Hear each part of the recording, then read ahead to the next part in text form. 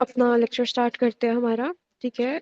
हम viral vectors के बारे में बात कर रहे थे, जिसमें से मैंने आप लोगों को वीडियोस भी, अगर आपने देखी हो, लास्ट लेक्चर में हम रिवर्स ट्रांसक्रिप्टेज तक बात कर ली थी हमने, और हम रेट्रोवायरस के बारे में बात कर रहे थे। ठीक है। यहाँ पे थोड़ा सा ना रेट्रोवायरस का स्ट्रक्चर रहता था एक्सप्लेन करने वाला। ठीक है। इसमें से ना आपने बस जो नेम्स है ना, ज्यादा इन पे फोकस करना है। ठीक है। आगे इसकी इतनी डिटेल में नहीं जाना। ठीक है, कि रेट्रोवायरस का स्ट्रक्चर कैसा होता है, बस इस चीज पे फोकस रखना है आपने ज्यादा। पहले यही है कि 100 नैनोमीटर इसका साइज है। इनवेलप्ड वायरस है। इनवेलप्ड आप लोगों को मैं पहले बता चुकी हूँ, ऐसा वायरस होगा जिसके आउटर बाउंड्री होगी ये वायरस, जिससे लेबल हमने यहाँ पे इन्वेलप किया हुआ है। ठीक है। इसके बाद यहाँ पे जो इन्वेलप प्रोटीन्स होती है ना, ये डिटरमाइन करती है होस्ट रेंज को, या इसे ट्रॉपिज्म भी कहते हैं। ठीक है। अब होस्ट रेंज या ट्रॉपिज्म ये होता है, यहाँ पे इसकी डेफिनेशन लिखी हुई है कि एक वायरल वेक्टर की एबिलिटी कि वो जो उसके अंदर जेनेटिक मटेरियल है ना, वो किन टाइप्स ऑफ सेल में डिलीवर कर सकता है। सिंपल, अगर मैं सिंपल वर्ड्स में बोलूँ, कि इन्वेलप प्रोटीन्स ये डिटरमाइन करती हैं कि उन्होंने उनके अंदर जो आपकी जीन होगी, थेरापेटिक जीन होगी, वो सेल्स तक इफेक्टिवली डिलीवर हो रही है या नहीं हो रही। ठीक है। इसे पढ़ो।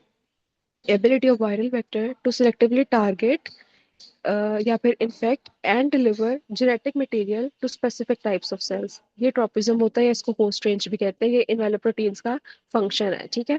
अच्छा, लास्ट लेक्चर अगर आपने लिया होगा ना, उसमें हमने स्यूडो टाइपिंग की बात की थी। और स्यूडो टाइपिंग का भी कॉन्सेप्ट ये था कि अगर आप जो है ना इनवेलप प्रोटीन्स उन्हें चेंज कर दो, स्वैप कर दो। ठीक है। That is pseudo typing. अब यहाँ पे जो दो कॉन्सेप्ट्स है ना, इन्हें देखो, कि इनवेलप प्रोटीन्स की बेस पे ना virus can be ecotropic, virus can be amphotropic. ठीक है। अच्छा, अब अगर हम इकोट्रोपिक की बात करें ना, तो एमएलवी क्या है? म्यूरेन ल्यूकेमिया वायरस। म्यूरेन मतलब रैट्स में, माइस में, ल्यूकेमिया वायरस ऐसा वायरस जो रैट्स में ल्यूकेमिया कॉज कर रहा है, कैंसर कॉज कर रहा है। अच्छा, इकोट्रोपिक का मतलब होगा कि वो जो इनवेलप प्रोटीन्स है ना, वो सिर्फ म्यूरिन के लिए अवेलेबल है, सिर्फ आप कह लो रैट्स के सेल को, या मतलब होस्ट स्पेसिफिक है। ठीक है, उसी को अफेक्ट करेंगी। यहाँ पे लिखा हुआ refers to virus that can infect only cells of its natural host species. ठीक है। मतलब इकोट्रोपिक एमएलवी है ना, तो ये सिर्फ अपने एमएलवी या म्यूरिन के सेल्स को ही वो करेगा, इफेक्ट करेगा या इन्फेक्ट करेगा। ठीक है। दूसरा हमारे पास आता है एम्फोट्रोपिक। एम्फोट्रोपिक हमारे पास ऐसी प्रोटीन्स होती हैं, इनवेलप प्रोटीन्स होती हैं, कि अगर वो किसी रेट्रोवायरस के पास अवेलेबल होंगी, तो वो मल्टीपल स्पीशीज को इन्फेक्ट कर सकता है। ठीक है। इसके अलावा यहाँ पे HIV के पास CD4+ रिसेप्टर्स होते हैं, और जो इनवेलप प्रोटीन्स है ना, इनको रिसेप्टर प्रोटीन्स भी कह सकते हैं। ठीक है। बस आप इतना याद रखो, HIV वायरस के पास CD4 रिसेप्टर्स होते हैं। ठीक है। एम्फोटेरिक MLV याद रखो, इकोट्रोपिक MLV याद रखो। और ये याद रखो कि जो इनवेलप प्रोटीन्स है ना, वो होस्ट रेंज को डिटरमाइन करती हैं। ठीक है। नेक्स्ट यहाँ पे वायरल प्रोटीन्स है इसी की, MLV की। आपने बस इनके वाले नाम याद रखने हैं, गैग, पोल, ENV। ठीक है। ये आगे इसका फंक्शन है, ये किस किस प्रोटीन में हेल्प करती है, मैट्रिक्स बनाती है, कैप्सिड बनाती है, न्यूक्लियोकैप्सिड बनाती है। पोल जो है ये फर्दर ये काम करते हैं। ठीक है, आपने सिर्फ ये तीन चीजें याद रखनी है, गैग, पोल, ENV। नेक्स्ट आ जाओ लिमिटेशंस पे। ये लिमिटेशंस अब हम पता है किसकी पढ़ रहे हैं? ये हम पढ़ रहे हैं रेट्रोवायरस की। ठीक है, क्योंकि अभी तक हमारा रेट्रोवायरस ही स्टार्ट था। मैं आपको पहले बता चुकी हूँ, वायरल वेक्टर्स बहुत इंपॉर्टेंट है। आपके पास रेट्रोवायरस पे नोट आ सकता है, रेट्रोवायरस में कहीं से भी MCQ आ सकता है।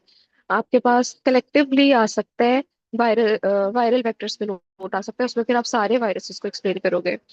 अच्छा, लिमिटेशंस में क्या है? Gene insertion problem.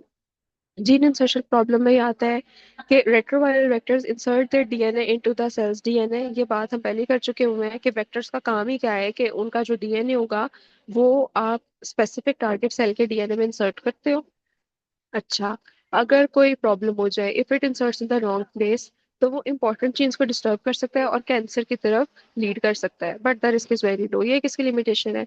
दूसरा ना, यहाँ पे आपने एक चीज याद रखनी है, दो वर्ड्स याद रखने हैं। एक है रेप्लिकेशन कॉम्पिटेंट वायरस, ये मस्ट याद रखना है। रेप्लिकेशन कॉम्पिटेंट वायरस, हम एक और कॉन्सेप्ट पढ़ेंगे आगे जाके, वो होता है रेप्लिकेशन इनकॉम्पिटेंट वायरस। ठीक है। ये दोनों वर्ड्स आपने याद रखने हैं।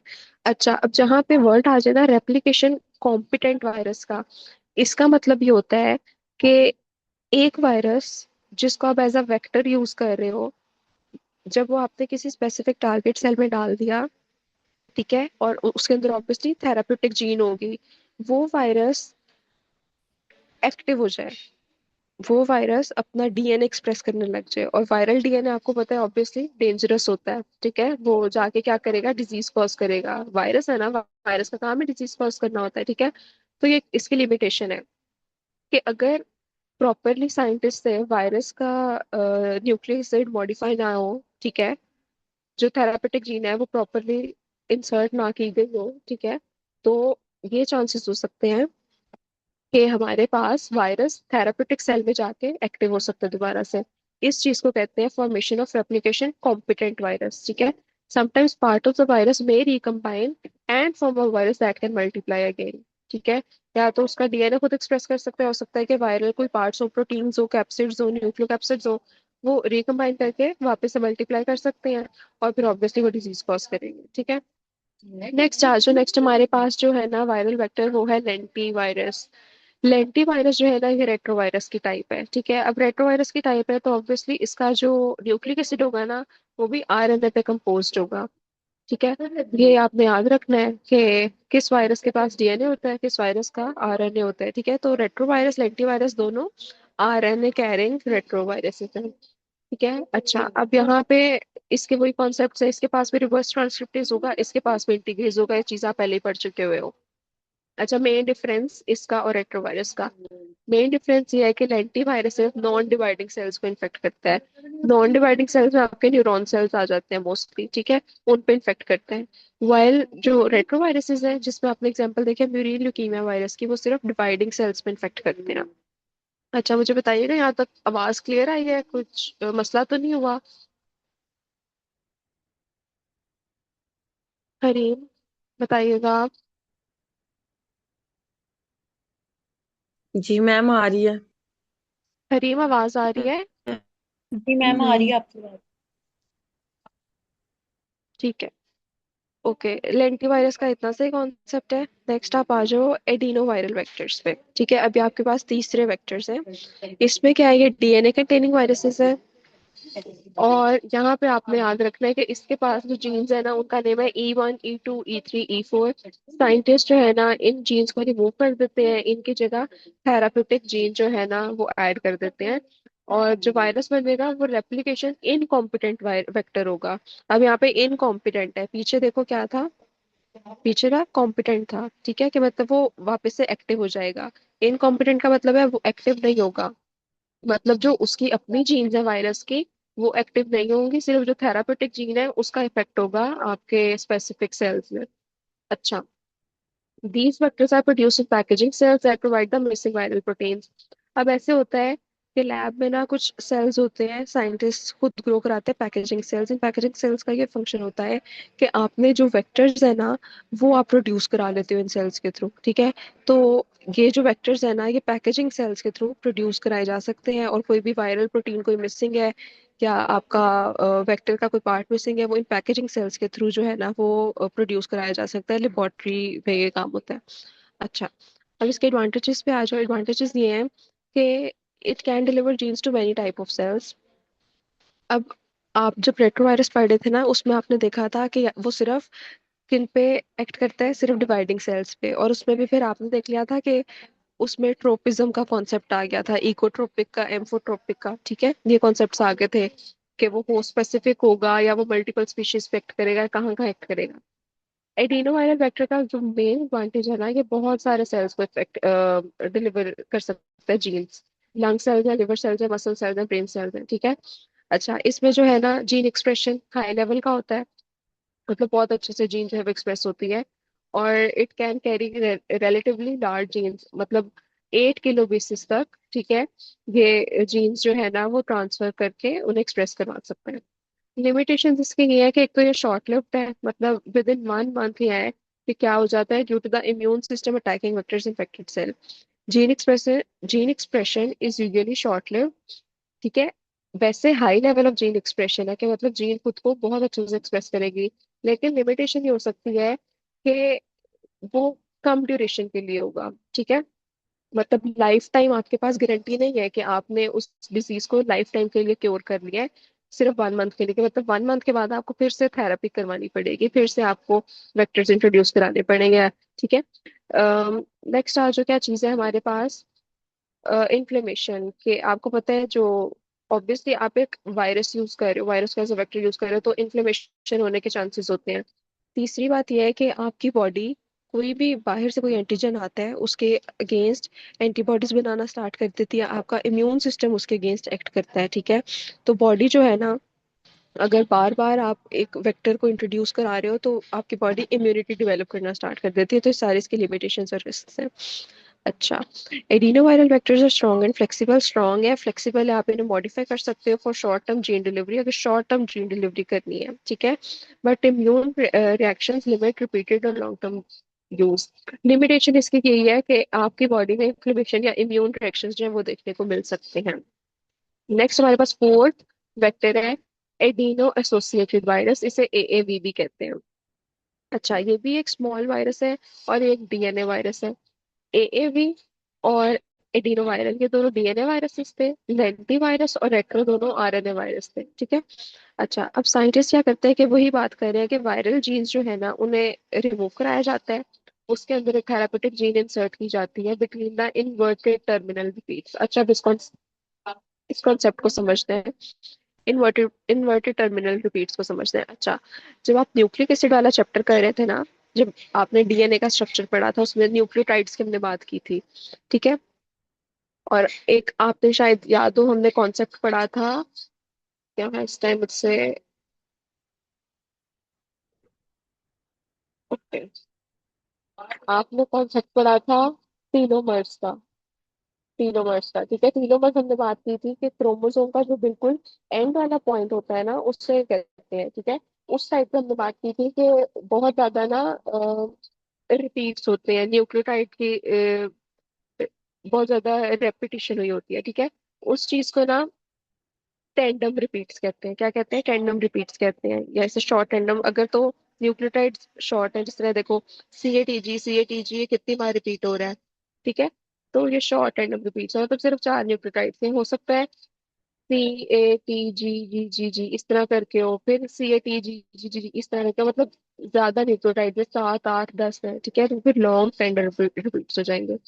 रिपीट्स का कॉन्सेप्ट ये है, सिंपल। ठीक है, कि न्यूक्लियोटाइड्स रिपीट हो रहे हैं, ATGC हो सकता है, इस तरह करके रिपीट हो रहे हो।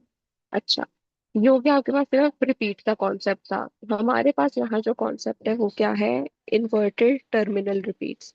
अच्छा, टर्मिनल का क्या मतलब होगा? वो वाले न्यूक्लियोटाइड जो बिल्कुल एंड पर लाए करते हैं, लास्ट पे बिल्कुल। ठीक है।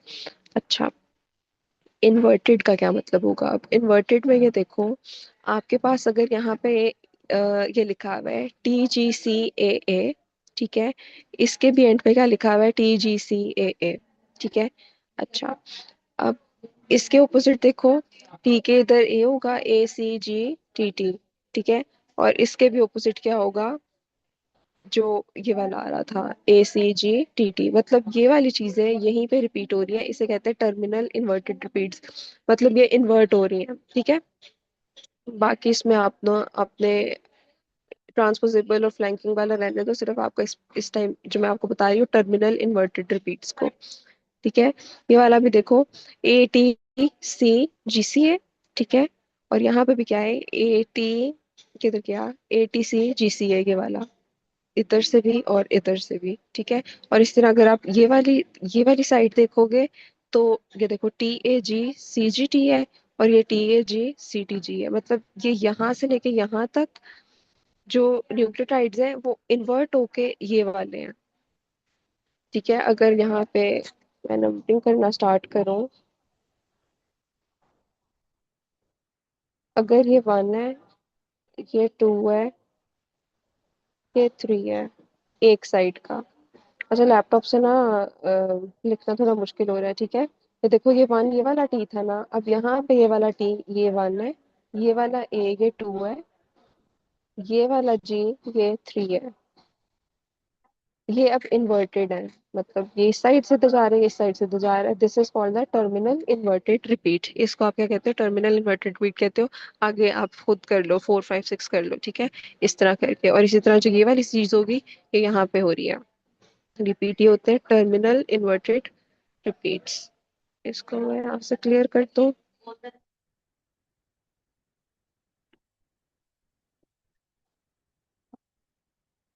ओके। अच्छा, एडिनो एसोसिएटेड वायरस वेक्टर्स में ना साइंटिस्ट थेराप्यूटिक जीन को हमेशा इंसर्ट करते हैं आईटीआरस के इन बिटवीन। आईटीआरस के इन बिटवीन मतलब ये टर्मिनल रिपीट है ना, तो इसके इन बिटवीन इंसर्ट करेंगे। अच्छा, the vector is produce in cells expressing the AAV replication and cap genes. अब जो वेक्टर है ना वो प्रोड्यूस किया जाता है उन सेल्स में जो एक्सप्रेस कर रहे हैं कौन कौन सी जीन्स को, रेप्लिकेशन जीन्स को और कैप्सिड जीन्स को। CAP जीन्स होती हैं कैप्सिड जीन्स, ठीक है। इसकी एडवांटेज ये देख लो कि it can infect non dividing sales. जो नॉन डिवाइडिंग सेल्स है ना उन पे एक्ट कर सकते हैं। नॉन डिवाइडिंग में आपके पास मसल्स हैं, लिवर है, brain, retina, heart, stem cells, सारे नॉन डिवाइडिंग सेल्स हैं। Gene expression stable for up to a year, ये इसका मोस्ट इंपॉर्टेंट एडवांटेज है। बाकियों का ये था कि जीन एक्सप्रेशन इतना स्टेबल नहीं था, लेस देन 1 मंथ था, जिस तरह आप एडिनोवायरल वेक्टर्स की बात करो, ठीक है। और ये है कि ये इम्यून रिस्पॉन्स को ट्रिगर नहीं करते हैं। और लिमिटेशन इसमें क्या आ जाता है कि production of large amount is difficult, ठीक है। और इंसर्शनल म्यूटाजेनेसिस, ये वही वाला है कॉन्सेप्ट जो आपने, मैं दिखाती हूँ, जो आपने भी रेट्रोवायरस में पढ़ा था। कहाँ गई है इसकी लिमिटेशन, ये वाली, कि it can lead to cancer, ठीक है। Gene insertion problem, it can lead to cancer. तो इंसर्शनल म्यूटाजेनेसिस भी यही होता है कि आप कोई जीन इंसर्ट कर रहे हैं और उसके बाद क्या हो जाए, म्यूटेशंस हो जाए। और म्यूटेशंस जब होती है तो obviously it can lead to cancer, लेकिन still there are no cancers reported, लेकिन इसके चांसेस हैं कि म्यूटेशंस हो सकती हैं। नेक्स्ट आ जाओ, AAV vectors are safe and long lasting for non dividing cells. Safe हैं, बाकी वेक्टर्स अभी तक आपने पढ़ा है कि उनके ज्यादा लिमिटेशंस थी, ठीक है। स्पेशली अगर आप एडिनो वायरल की बात करो, बॉडी को बहुत इफेक्ट कर रहा है, आपकी इम्यूनिटी को बहुत वो कर रहा है, डिस्टर्ब कर रहा है, इन्फ्लेमेशन कर रहा है, ठीक है। तो यहाँ पे ये है कि इसमें कहाँ गया, हाँ, कि ये सेफ है ज्यादा, ठीक है, और लॉन्ग लास्टिंग है। अच्छा, नेक्स्ट ये इसी की आगे फर्दर वो है कह लो समरी है, ठीक है। इसे आप पढ़ लेना, इसमें ऐसा कुछ नहीं है, वही चीजें हैं जो पहले रिपीट हुई हुई हैं। नेक्स्ट आ जाओ, कुछ और वायरल वेक्टर्स होते हैं, चार आपने पढ़ लिया, वो चार बहुत इंपॉर्टेंट है। नेक्स्ट ये दो भी इंपॉर्टेंट है, इनके नाम आपको मस्ट आने चाहिए, ठीक है। एक सबसे पहले आपके पास है वैक्सीनिया वायरस वेक्टर्स। वैक्सीनिया जो है ना इनकी इंपॉर्टेंस है ये ना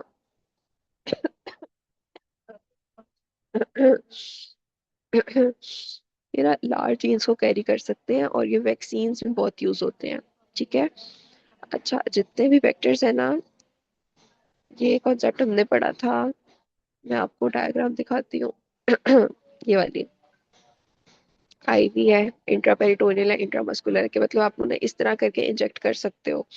आप वैक्सीन की फॉर्म में दे सकते हो, आप मेडिसिन की फॉर्म में दे सकते हो, इंजेक्शन की फॉर्म में दे सकते हो, ठीक है।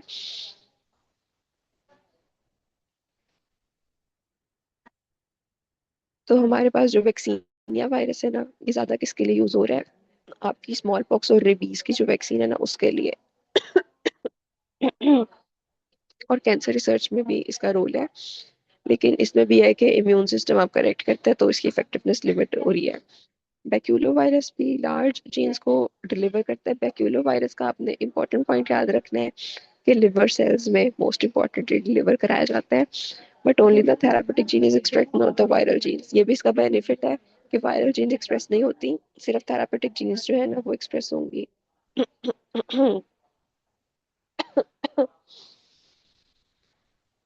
ये बात वही होगी कि दोनों वायरसेस बहुत इंपॉर्टेंट है इस लिहाज से कि वो लार्ज पीसेस ऑफ DNA को कैरी कर सकते हैं। लिमिटेशन ये है कि इम्यूनिटी को ट्रिगर करते हैं।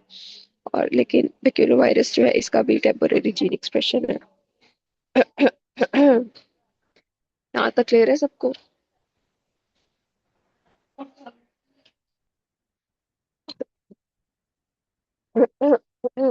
निशा, यहाँ तक क्लियर है बेटे? Yes ma'am. ठीक है, अलीना आपने तो नहीं कुछ पूछना? No ma'am. ठीक हो गया। नेक्स्ट आज नॉन वायरल वेक्टर्स पे। नॉन वायरल वेक्टर्स में ना आपके पास दो एग्जांपल्स हैं, एक प्लाज्मिड्स की है, एक ओलिगोन्यूक्लियोटाइड्स की है। Most important are the plasmids. Plasmid पे नोट आ सकते हैं, लाइक मोस्ट इंपॉर्टेंट चीज होती है प्लाज्मिड, जैसे भी हम आगे डिटेल में देखते हैं क्या होता है। अच्छा, नॉन वायरल वेक्टर्स में ऑब्वियसली अब आपके पास वो चीजें होंगी जो वायरसेस नहीं है, ठीक है। प्लाज्मिड डीएनए होते हैं, ओलिगोन्यूक्लियोटाइड्स ये ऑब्वियसली वायरसेस नहीं है। बगैर वायरसेस के यूज किए आप जीन्स को ट्रांसफर करते हो।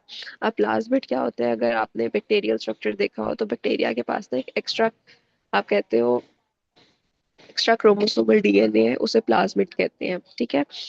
अच्छा, ये सर्कुलर होता है और इसके पास ना बहुत सारी जीन्स होती है। प्लाज्मिड का स्ट्रक्चर आपको बहुत अच्छे से आना चाहिए, आगे हम डिटेल में करेंगे, ठीक है।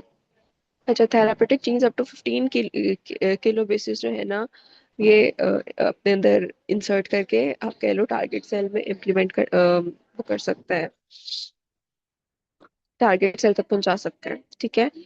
अच्छा, नेक्स्ट क्या है कि प्लाज्मिड के पास एक करेक्टरिस्टिक होती है ना, बहुत ज्यादा रेप्लिकेट होता है। एम्पलीफिकेशन, ये एम्पलीफिकेशन का मतलब होता है कोई चीज बहुत ज्यादा बढ़ जाना, ठीक है। तो प्लाज्मिड के पास ये एबिलिटी होती है कि इसकी रेप्लिकेशन बहुत ज्यादा होती है। तो अगर आपको कोई जीन बहुत ज्यादा रिक्वायर्ड, जैसे अगर आपको इंसुलिन के बारे में पता हो, इंसुलिन की जीन अगर आप लोग को रिक्वायर्ड होती है, वो प्लाज्मिड में इंसर्ट करके बैक्टीरिया में इंसर्ट कर दी जाती है।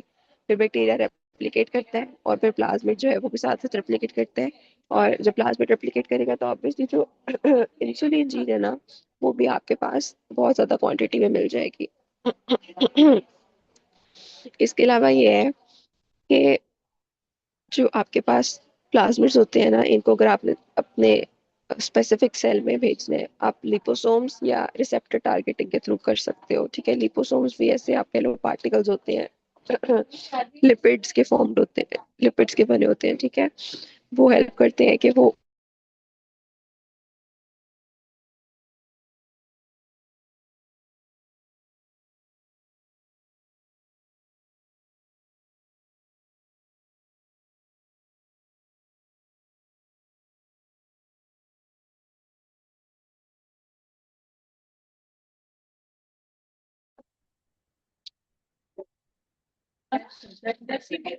अच्छा, नेक्स्ट है हमारे पास ओलिगोन्यूक्लियोटाइड्स। ओलिगोन्यूक्लियोटाइड्स आपके पास शॉर्ट पीसीज होते हैं, वो डीएनए के भी हो सकते हैं, वो आरएनए के भी हो सकते हैं।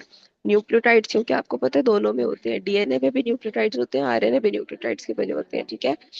और शॉर्ट बेसिस होते हैं, 10 to 25 बेसिस के होंगे। ये जीन एक्सप्रेशन को अल्टर कर सकते हैं और आरएनए डीएनए ट्रांसक्रिप्शन फैक्टर से बाइंड कर सकते हैं। प्लाज्मिड ज्यादा इंपॉर्टेंट है, ओलिगोन्यूक्लियोटाइड्स एज अ क्वेश्चन इतना इंपॉर्टेंट नहीं है।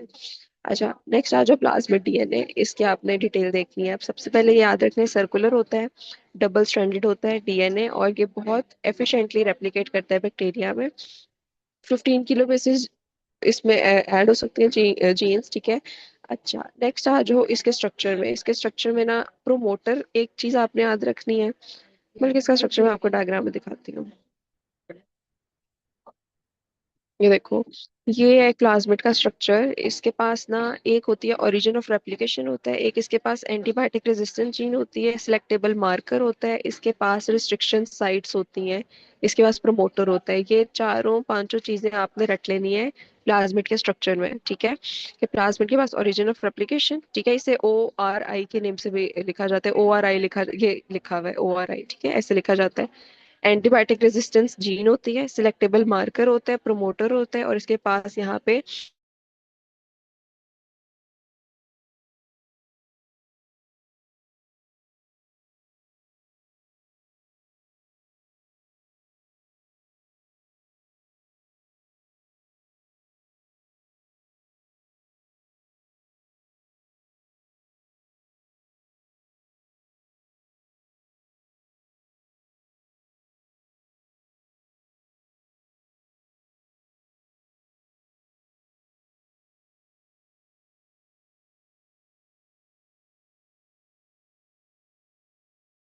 करेगी,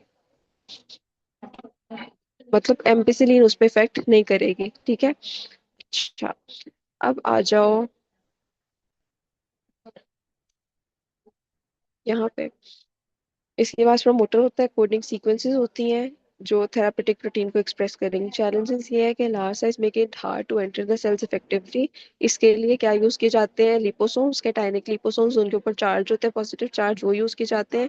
या फिर आपके पास था रिसेप्टर मीडिएटेड टारगेटिंग होती है, या एक और चीज भी होती है, डीएनए गन्स होती हैं, बैलिस्टिक डिलीवरी कहते हैं उसको, वो भी यूज की जाती है। और कैल्शियम फॉस्फेट सॉल्यूशन है वो भी यूज किए जाते हैं, आगे हम इसे दोबारा पढ़ेंगे, ठीक है।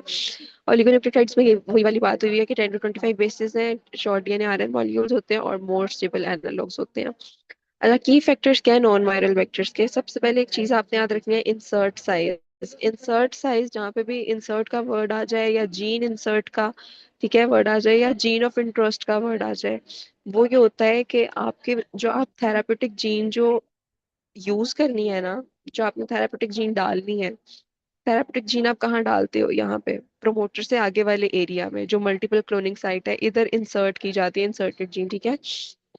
तो this is the insert size के आपका जीन का साइज कितना है, कितनी बिग सीक्वेंस जो है वो डिलीवर कर सकता है वो एरिया, मतलब मल्टीपल क्लोनिंग साइट के पास कितनी अवेलेबिलिटी है कि वो कितनी जीन को कैरी करके डिलीवर कर सकता है, ठीक है। फिर डिपेंड करते हैं डिलीवरी एफिशिएंसी के, जो आपने थेरापेटिक जीन इंसर्ट की थी, क्या वो इफेक्टिवली डिलीवर कर पाएगी, ठीक है, इनसाइड द टारगेट सेल, क्या वो इफेक्टिवली डिलीवर हो रहा है वेक्टर या नहीं हो रहा। फिर उसके परसिस्टेंस पे बात होती है कि वो उसका जो जेनेटिक मटेरियल आपने डाले, जो थेरापेटिक जीन डाली है, वो लॉन्ग टर्म एक्सप्रेशन दे रही है या नहीं दे रही, ठीक है, कि मतलब उसका एक्सप्रेशन कैसा है।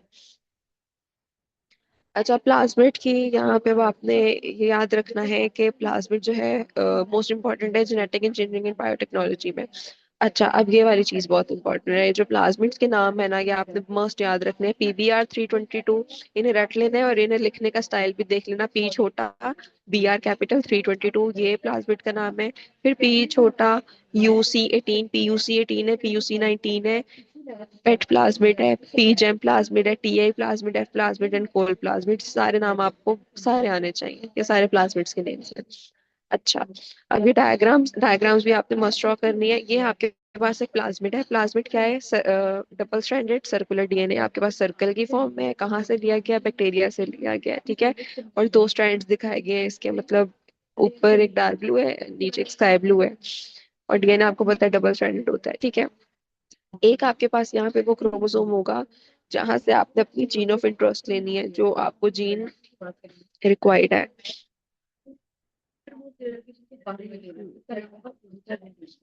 अच्छा, वो ना, मीटिंग का टाइम एंड हो रहा है और फिर रिकॉर्डिंग भी खत्म हो जाएगी, तो मैं मीटिंग एंड करके मैं दोबारा स्टार्ट करती हूँ, ठीक है। तो आप लोग दोबारा ज्वाइन करिएगा।